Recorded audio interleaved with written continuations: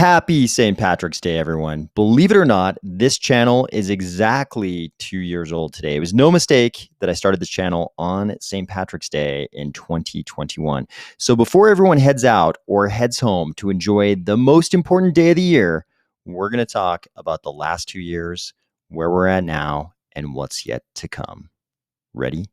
Let's go.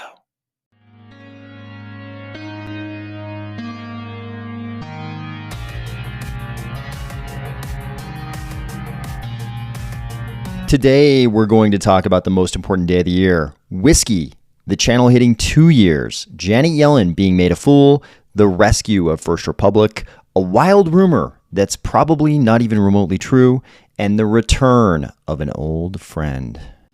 If you find this image disturbing because the leaves on the sprig stuck to the glass are in no way the right shape to be any kind of shamrock, or if you're finding value in these videos each weekday, please consider delegating to the Army of Spies stake pool, ticker AOS. Well, once again, it is the most important day of the year. I know a lot of people around the world, they will contest this and cite other days. In North America, South America, and Europe, they typically all hit the same sort of religious holidays, and they think that those are the most important day of the year. And around the world, people have other holidays, often also religious holidays. They think those days are the most important days of the year. However, I think deep down, everyone knows St. Patrick's Day is actually the most important day of the year. And so because we're on this day, I saw that Jane was having a conversation about whiskey today, and my name was brought up. So I thought I'd jump in and make a little thread about whiskeys I've enjoyed on St. Patrick's Day over the years. First up, and we won't spend long on this, but I think it's important to hit this point since it is St. Patrick's Day. First up, Writer's Tears. I think this is an excellent entry at this specific price point. You can hit this, you can hit the link in this Twitter thread.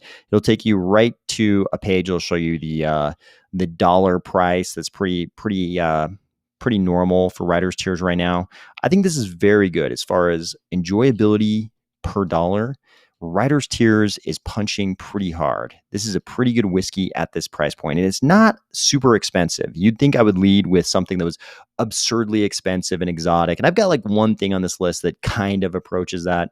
But I think actually, as far as whiskey that people could go out and grab, people in North America, looking at this thread, because this is going to focus on whiskeys that are available widely in North America, because that was sort of the spirit of the original conversation, I think. So as far as that goes, I think this is a pretty good pick, and it's not one of those crazy expensive ones. So I led with Writer's Tears. Next up, Redbreast 12.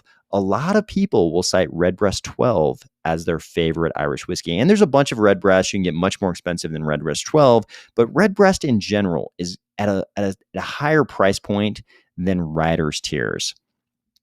So I did say, I think Redbreast is good, but I always want Redbreast 12 to be a little better for the price. I always want it to be like a little bit better than it is. I might be tainted on Redbreast 12 because the first time I drank it was a night when I drank another whiskey on this list that is at a very different price point than Redbreast 12. Quite a bit more expensive than Redbreast 12. That may have tainted me on Redbreast 12. That may be the sole reason why I always want Redbreast 12 to be slightly better, but it is a very good whiskey. I think it is good at the price it's at, but usually when I go to the store, there's usually Redbreast 12 on the shelf and also Writer's Tears. I usually reach for the Writer's Tears. I seldom reach for the Redbreast. I don't know if it's just dollar per unit of enjoyment. I don't know what it is. I think my friends probably reach more often for the Redbreast 12, but I usually reach for the Writer's Tears. Having said that, it's a very good whiskey, Redbreast 12. This next whiskey used to be the one I would get instead of Writer's Tears, Donegal Estates. This is no longer available in my neck of the woods. This is a very nice whiskey. I enjoy this one quite a bit. Used to get it all the time. No longer available. quite good. And be aware, some of these labels might be a question mark for people in Ireland, and I think that's probably because the importers in North America, the distributors, they'll often relabel Irish whiskey and put names on whiskeys that no one in Ireland has ever seen before. So that would explain that in a lot of cases. This is one that it is not relabeled. This is Middleton Very Rare. This is an expensive whiskey. It comes in this fancy wooden case. We only drink this one when someone dies. When someone dies, this is the one we drink. And it's kind of interesting because this is sort of like the very premium offering from a huge distillery that you're probably aware of because it produces Jameson. So Middleton produces Jameson, and this is their very premium offering. So it's kind of interesting to drink something at such a different price point than the high volume product that they distribute all over the world. Next up, we've got Green Spot. My friends who love to drink and talk about Redbreast seem to also all like Green Spot quite a bit. And my reaction to Green Spot is kind of the same as to Redbreast. It's good. I have no complaints about Green Spot, but it just dollar per enjoyment factor. I wish it was a little bit more. My very fancy friends will often have Blue Spot and Gold Spot on the shelf because it's a little bit more expensive than Green Spot. And they love to have that on the shelf so they can talk about it.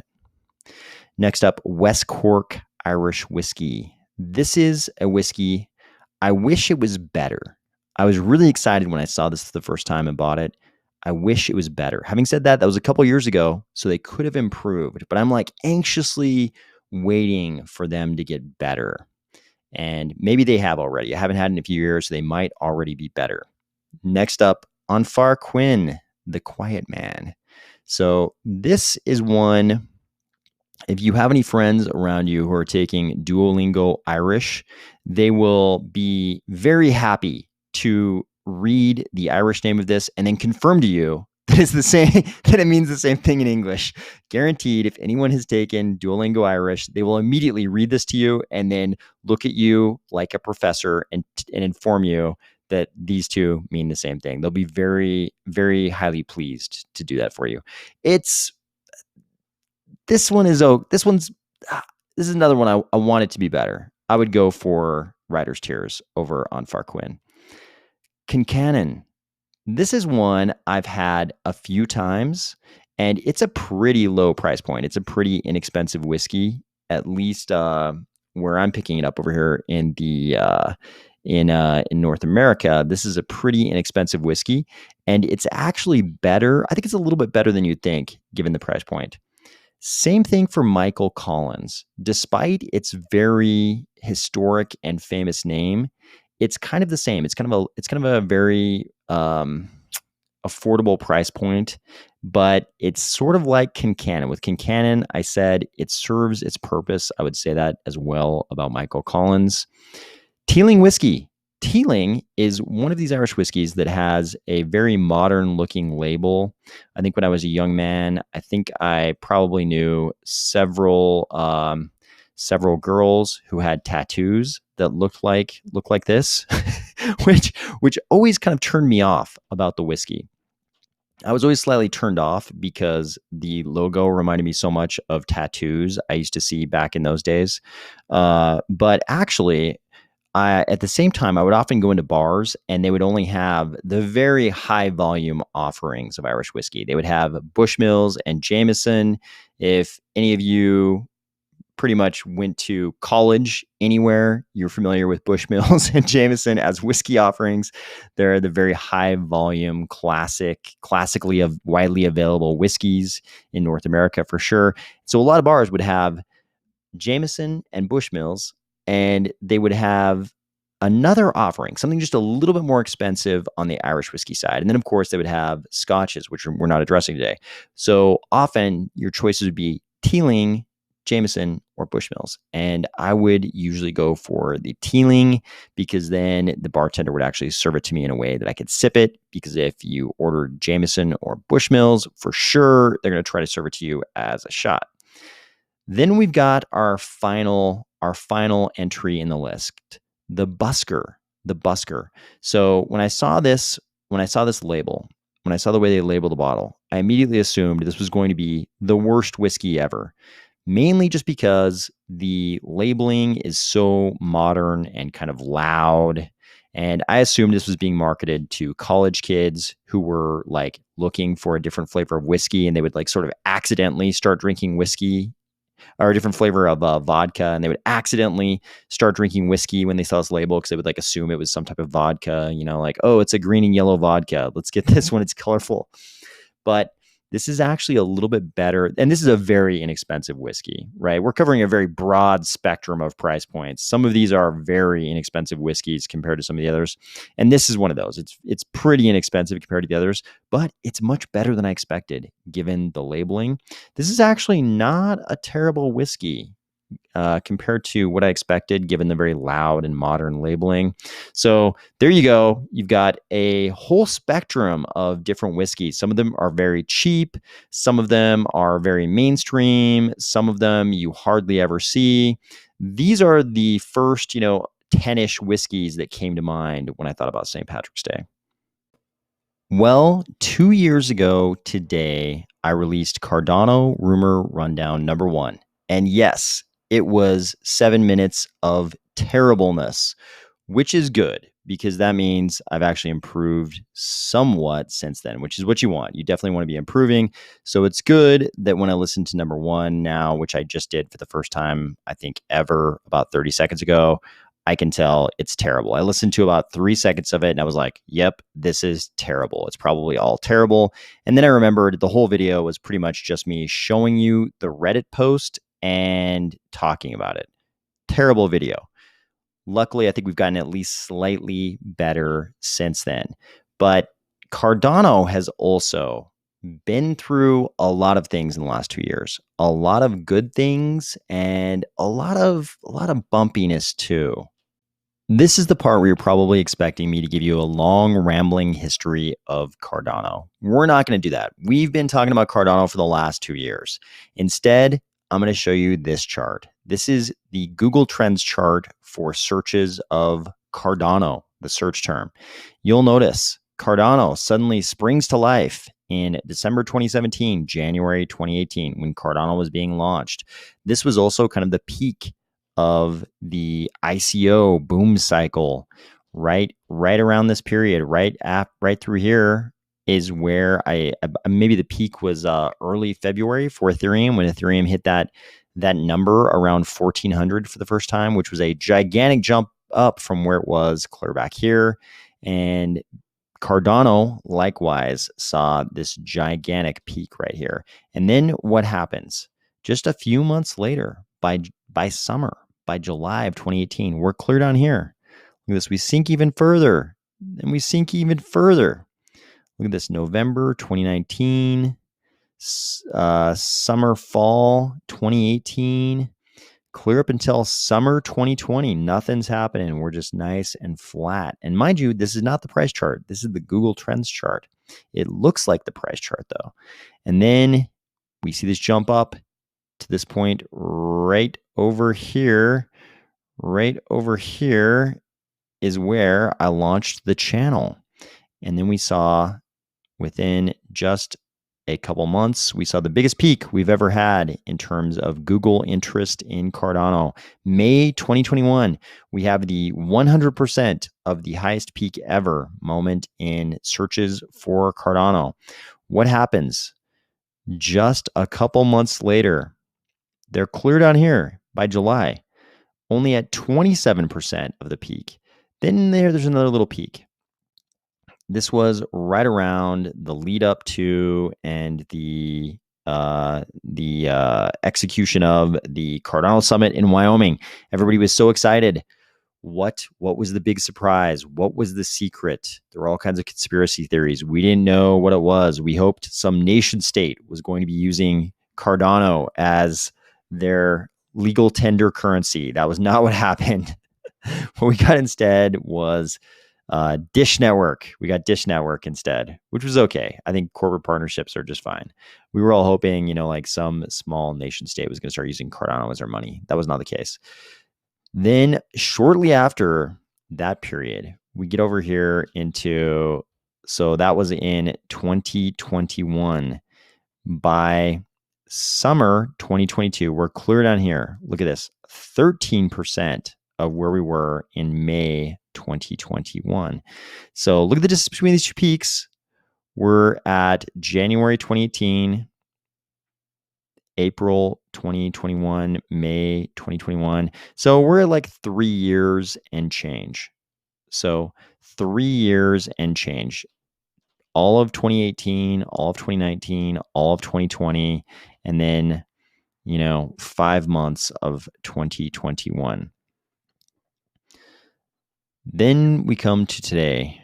After we go through this huge drop, which is super painful, always in crypto, we come to today where we're at 7% of the May 2021 peak. 7%. So the important thing about this is that this is not just the chart of Cardano. This is the chart of crypto in all of its cycles. It always kind of looks like this, peak to peak, trough to trough. It looks like this. And crypto just kind of keeps coming back cycle after cycle.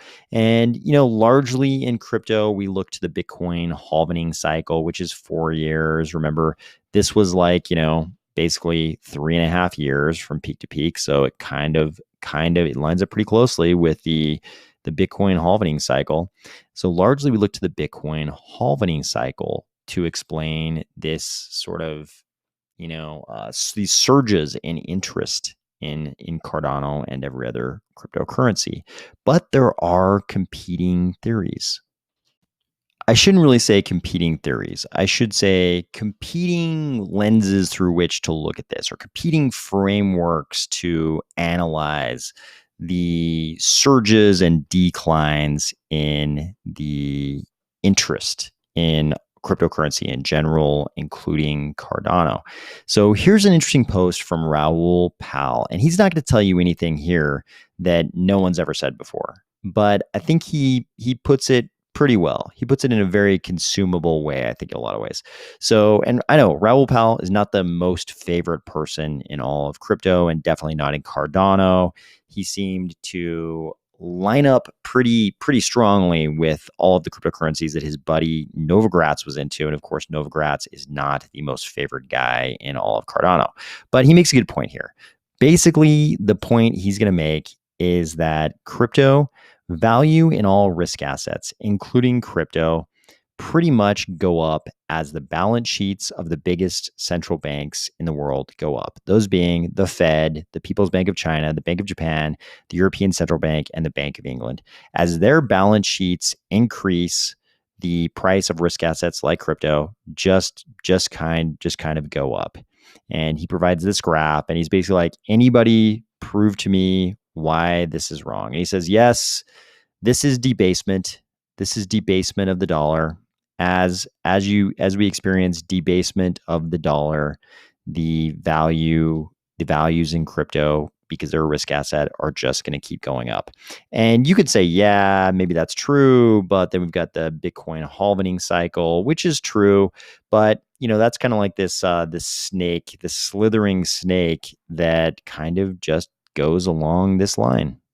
So why are we talking about this? We never look at charts like this. So Raoul Pal has a good message for you, a good optimistic message about crypto. He says, hey, this debasement, this rise in the Fed balance sheet, this is what is going on now as the Fed balance sheet rises quickly in a financial crisis. The collateral prices begin to rise, and thus equities and bonds are rising commensurately, as is crypto and gold.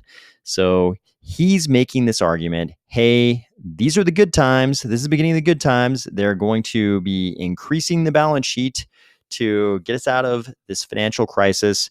And that always means that risk assets, this chart is actually the S&P versus the balance sheet of these G5 central banks.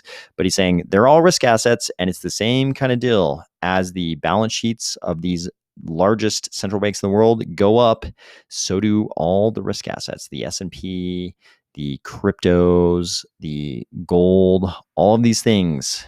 It's all just increasing. It's all just a function of the central bank balance sheets. If you're an Austrian economist, if you've been reading your von Mises, this is atrocious to you. I understand that, but we are in this world of this non-Austrian economics, policy. The central banks are definitely they're not reading Hayek and von Mises. They're doing the modern economics thing.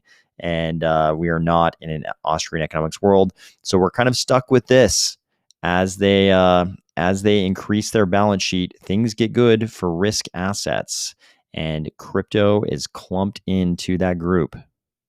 So basically what I'm trying to say is don't worry. I know things seem pretty bleak right now. We can see it right here in the Google Trends chart. We're at 7% of the level of interest we were at in May 2021. May 2021, we were at the 100 mark. Now, here we are in March 2023. We're at the 7% mark. So things seem pretty bleak. It seems like the interest in Cardano and all of crypto, if you look at any other large cap cryptocurrency, if you look at crypto as a whole, any of those kind of search terms, Bitcoin, Ethereum, crypto, they all kind of look just like this. Things are pretty bleak. Interest levels are pretty low for everybody, down around 10% of what they were at the peak, just a short time ago. But things, as bleak as things are right now, everything's going to turn out. We always have these cycles in crypto. Everything's going to be just fine.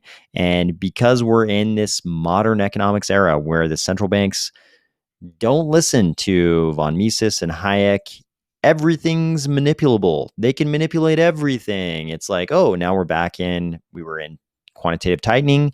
Now we're back in quantitative easing.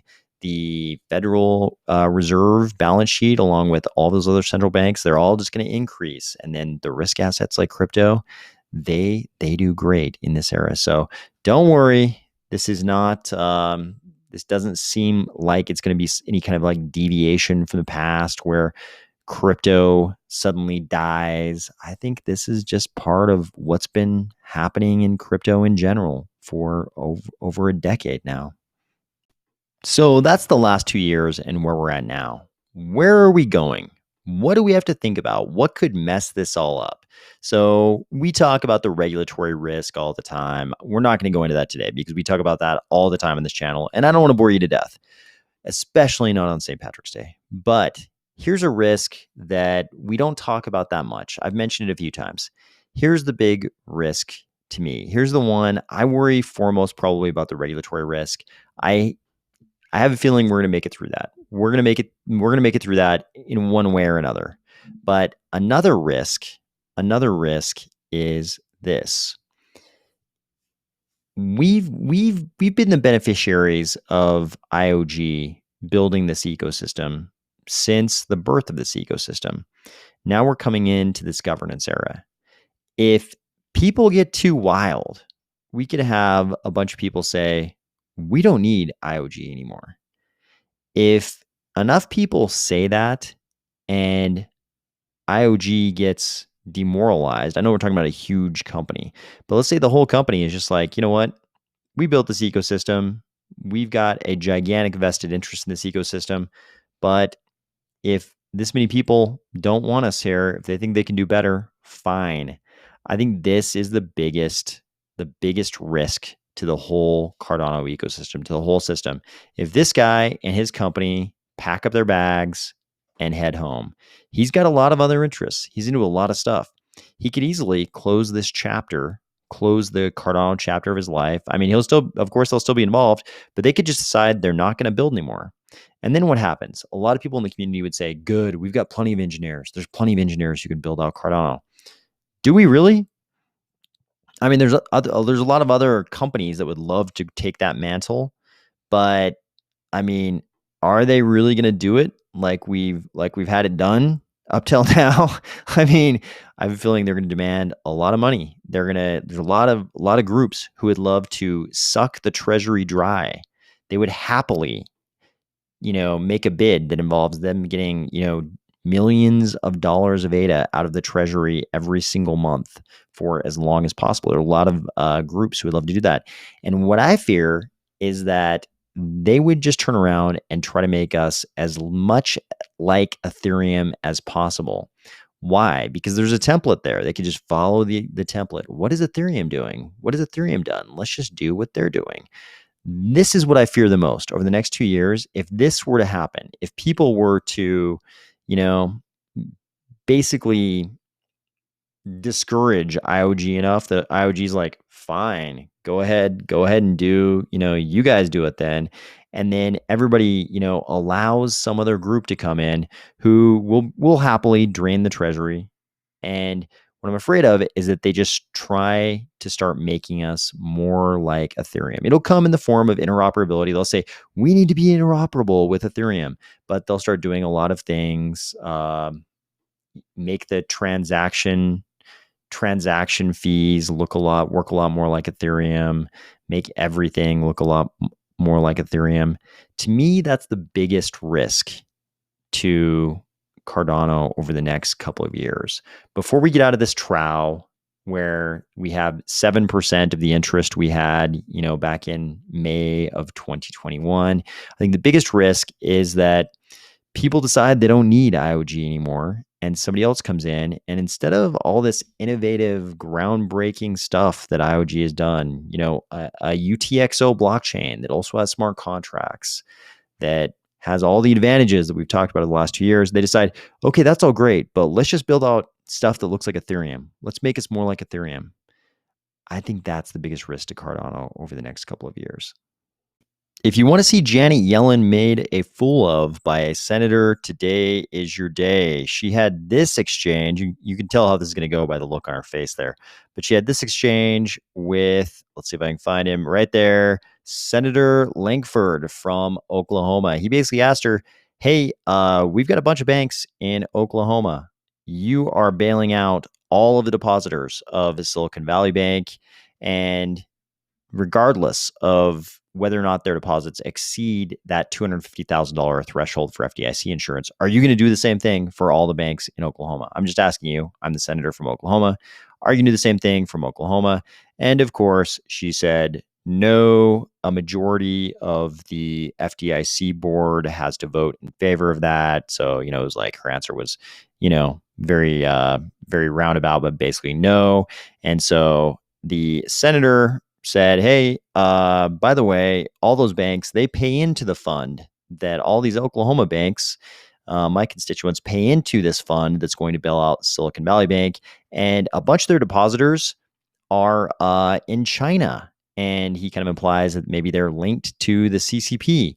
So he's like, are you really asking my constituents, these banks who are in Oklahoma, are you really asking them to pay into a fund that's going to bail out a bunch of depositors in China? And Janet Yellen basically like, yeah, that's exactly what we're doing. That's how it all works. She was not particularly on top of her game in this exchange, and a lot of people are noticing. First Republic Bank has been saved by the other banks. So it looks like 11 other banks jumped in to give them $30 billion to save them. And these are the kind of banks you would expect: Bank of America, Citigroup, JP Morgan Chase, Wells Fargo, Goldman Sachs, Morgan Stanley, and 5 other banks. They all jumped in and they are saving First Republic Bank. You know what I love about crypto Twitter? You can have wildly inaccurate reports right next to very informative reports. So here we have this account posting: a federal judge has rejected the U.S. Securities and Exchange Commission's SEC's attempts to claim that cryptocurrencies must be regulated by them. Of course, if you're in crypto at all and you know what's going on, you see this and you're like, boom, awesome, this is excellent. I don't normally say boom, but someone in the comments actually said boom. So, but you get pretty excited when you see this, and then you're like, wait a second, where's the what case is this? Where's the decision? Where's the ruling? And then you realize nothing's coming. This person pointed out, I've never seen this account post a source. This guy says, trust me. But then just below this post, so I mean, I would love for this to be true. I'm sure it's like some interpretation of one of the many cases, one of the many rulings that have gone down lately. And it's probably just a judge rejecting some kind of an argument by the SEC, but probably not a judge saying, hey, SEC, I am ruling that you can no longer regulate crypto. That would be fantastic. But again, no source here. But this is right next to a post like this from CoffeeZilla. Breaking: YouTubers promoting FTX are being sued in a class action lawsuit claiming $1 billion in damages. And down below here, we have a bunch of people whose name you might recognize. Kevin Paffrath, I believe this is Meet Kevin, Graham Stephen, Andre Jeek, Jaspreet Singh, Brian Jung, Jeremy Lefebvre, Tom Nash, BitBoy, Erica Kohlberg, Creators Agency LLC. This is a pretty big class action suit. No surprise at all to me this is happening because a lot of people were getting paid by a lot of those projects. A lot of people shilling things like BlockFi and FTX and Celsius. A lot of these kinds of projects that have now blown up. And in the case of FTX, obviously you have the most obviously bad project. I think we can say that FTX, where it appears that they were engaging in straight up fraud, this is like the easiest target for a class action suit like this. And you got some deep pockets. I mean, these combined, they made some money in all this. Finally, one of the best St. Patrick's Day gifts anyone could have given me. Look who's back. Cardano. Well, he says, I know occasionally leaving is not to everyone's taste, but remember, I'm a cartoon and it's only Twitter. I like taking a break and answer to wife and family, not peer pressure. Sometimes excusing yourself from a discussion you don't have much to add to anymore and piping down is good. Our old friend Cardano is back. I hope everybody else is happy about that like I am. And I'm going to get ready to have a fantastic St. Patrick's Day. I hope everybody else has got great and fun plans for today. And I will talk to you next week.